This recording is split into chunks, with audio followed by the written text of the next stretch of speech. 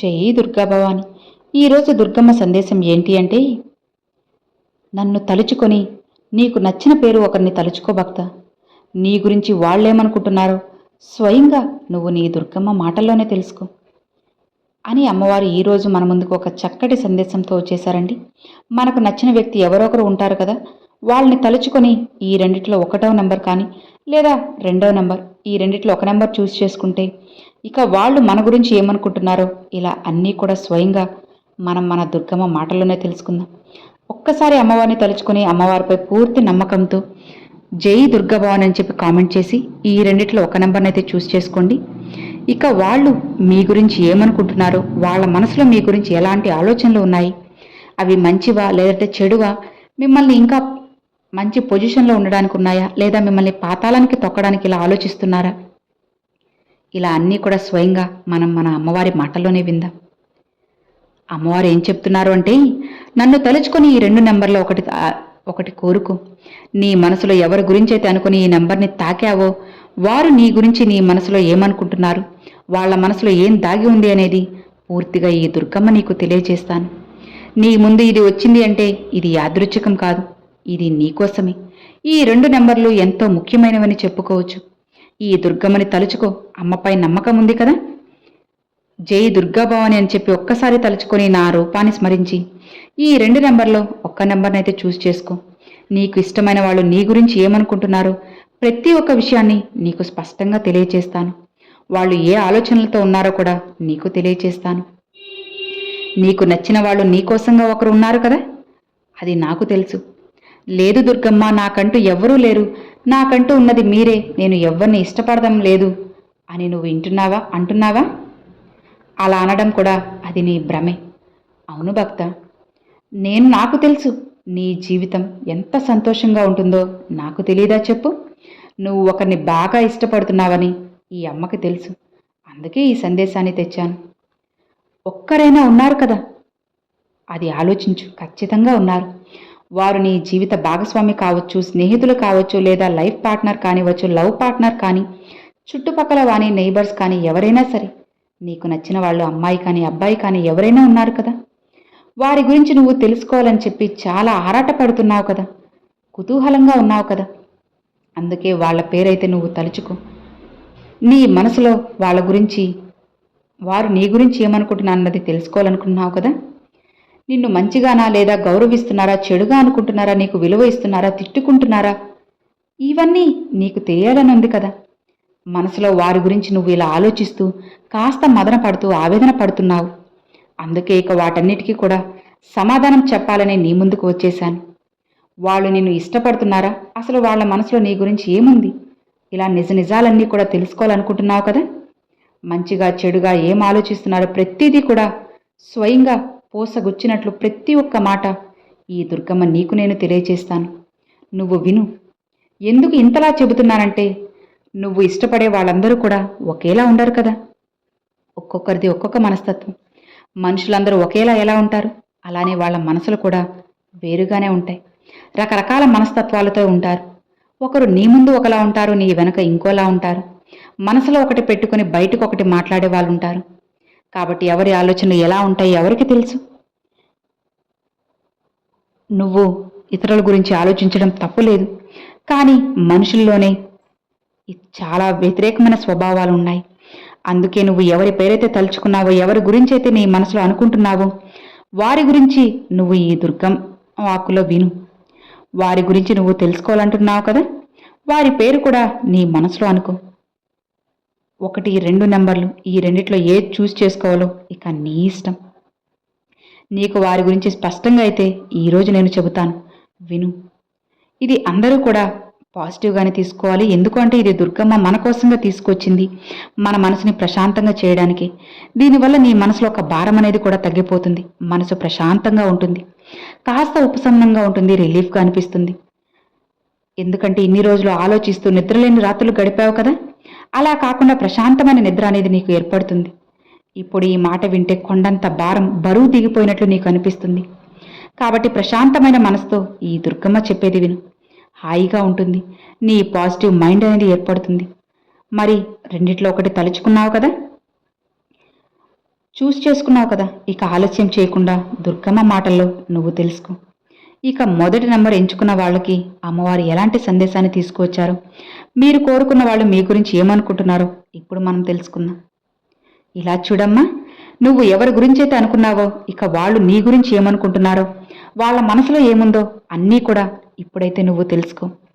ఈ దుర్గమ్మ మాటల్లో తెలుసుకో. నీ కోసంగా ఎలాంటి ఆలోచనలు చేస్తున్నారు, అలానే నీ కోసంగా ఏదైతే ఎదురు చూస్తున్నారో, ఎలా ఎదురు చూస్తున్నారో, అది మంచిగానా చెడుగానా, వారు నీకోసం ఆశపడుతున్నారా, ఇవన్నీ కూడా చెబుతాను కదా. ఇక నీ గురించి వాళ్ళైతే చాలా ఆశపడుతూనే ఉన్నారు. ఫోన్ చేస్తారు, ఖచ్చితంగా మెసేజ్ చేస్తారు. ఎవరో ఒక వ్యక్తి ద్వారా ఏదో ఒక సమాచారం అయితే నీకు తప్పకుండా అందిస్తారు కూడా. భయపడకు. లేదా నీకు ఏదైనా సరే మెసేజ్ అయినా కూడా వాళ్ళు పెట్టచ్చు. ఏదో ఒకలా వాళ్ళు నిన్ను కలిసే ప్రయత్నాలు మాత్రం చేస్తూనే ఉన్నారు. ఇతరుల దగ్గర కూడా చెప్పిస్తూ ఉన్నారు కూడా. నువ్వు వాళ్ళతో ఎప్పుడూ ప్రేమగా ఉండటానికి, ఆప్యాయంగా ఉండాలని వాళ్ళు అనుక్షణం కోరుకుంటూ ఉన్నారు. ఒక్క మాటలో చెప్పాలంటే నువ్వు మాట్లాడకపోతే ఎంతో నిరాశతో ఉన్నారు. నిన్నే తలుచుకుంటూ ఉన్నారు. ఏదో ఒక మాయ జరగాలి, ఏదో ఒక మ్యాజిక్ అనేది జరగాలి, ఒక కొత్త జీవితం ప్రారంభించాలని, మంచి సమయం కోసం ఎప్పుడు వస్తుందా అని ఆశగా ఎదురు చూస్తున్నారు. నువ్వు ఎప్పుడు ఫోన్ చేస్తావా, ఎప్పుడు మాట్లాడతావా అనే ఆ వ్యక్తి మిమ్మల్ని చాలా మిస్ అవుతూ ఉన్నారు. పాత విషయాలన్నీ కూడా తలుచుకొని బాధపడుతున్నారు. నీ గురించి ఆలోచిస్తూ ఉన్నారు. వాళ్ళ మనసులో మాత్రం ఇదే గట్టి ఫీలింగ్ అనేది ఉంది.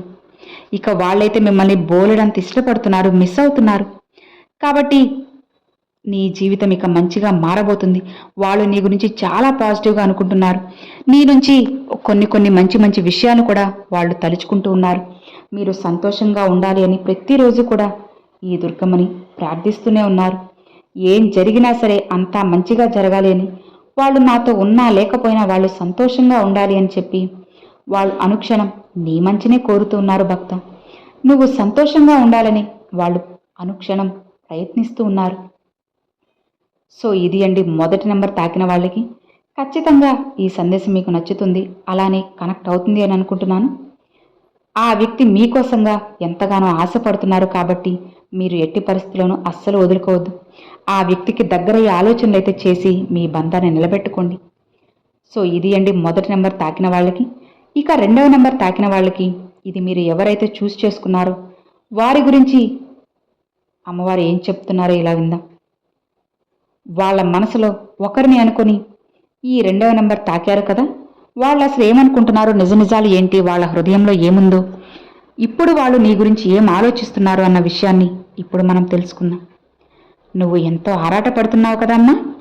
ఈ సమయంలో ఏం ఆలోచిస్తున్నారంటే, వాళ్ళకి ఎలాంటి ఫీలింగ్స్ ఉన్నాయంటే, చాలా త్వరగా వారి నుండి కాల్ కానీ మెసేజ్ కానీ చేయాలని, మిమ్మల్ని కలవడానికి, మీతో మాట్లాడడానికి, మీ వద్దకు రావాలి అని వాళ్ళు చాలా అంటే చాలా ఎదురు చూస్తూ ఉన్నారు.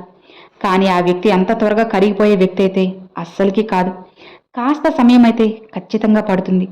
ఆ వ్యక్తి ఎవరైనా ఉండొచ్చు. అది ఎవరైనా సరే సంవత్సరాల పాటు వాళ్ళు అలానే ఉండిపోగలరు. అంత పట్టుదల, మొండితనం ఉన్నవాళ్ళు వాళ్ళు. ఆ యొక్క వ్యక్తి దేనికి కూడా అస్సలు కంగారు పడరు.